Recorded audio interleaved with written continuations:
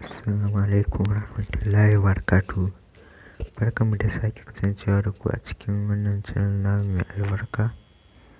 Yau ne farkon shigowarka, na Allah ka taimaka ka danna alamar subscribe, sannan ka danna alamar ƙararrawa, sannan ka taɓa all domin samun sababbin bidiyoyinmu daga zarar mun ɗora a sanar da kai. To a yau dai 'yan uwa za mu koya muku yadda za ku yi magana da wani yaron. Za ka ga wani yana soyayya da wata da ba yarensa ba, chatting kenan.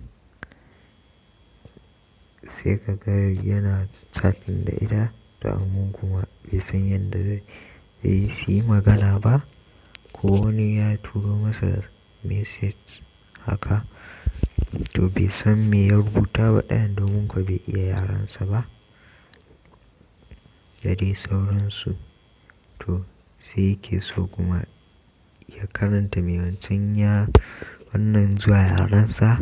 To abin da zai yi dai, ku biyo mu a cikin wannan bidiyon domin ku gani yadda zai yi. To da farko dai mu shiga cikin bidiyon. Kana buƙatar wannan application ɗin Translate. Yauwa ka shiga, ka gani ga wannan ɗin sanan. Ka shiga Play Store sai kai downloading ɗinsa. Yauwa bayan ka yi downloading ɗinsa sai ka shiga. Shi dai wannan application ɗin yana da yarurruka ga su nan barkatai.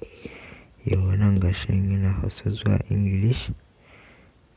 To misali gashi nan kana so ka mayar da shi Afrikaans, Albanian, gashi nan Bengali, Bhojpuri, gashi nan dai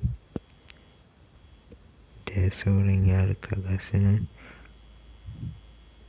French gashi nan, Hausa gashi nan, Hindi gashi nan dai ga yarurruka nan. To in kana so ka wannan ka saka yare, to misali yanzu wanda ba a yi downloading ɗinsa ba gashi nan, sai ka taɓa download. Bayan ka taɓa download sai ka taɓa use Wi-Fi or mobile network, sai ka taɓa download. To zai yi downloading sai ka wannan ɗinsa gashi nan dai ga sauran yarurruka nan. Zan iya cewa ma dai gashi nan in ma bayarabiya kake wannan da ita, kuke chatting da ita, za ka iya yi mata wannan bayani cikin yarenta, sannan ka fassara kai ma daga yaren da ta turo ma, wato yaren da take yi zuwa yarenka.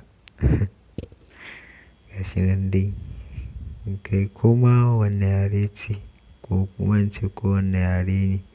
Na san yawanci an fi samun 'yan soyayya ba su iya wannan ba, kuma 'yan shishshigi kenan, ni dai ba ruwana. To don Allah dai kakka manta ka danna alamar subscribe in yau ne farkon shigowarka wannan channel, sannan ka taɓa alamar like a wannan bidiyo, sannan kai sharing zuwa 'yan uwa domin su amfana da wannan bidiyo. Mun gode, ku ci gaba da bibiyan mu. Kamar kullum dai sunana Ahmad Suleiman, wanda kuka fi sani da Ahmad Samiya.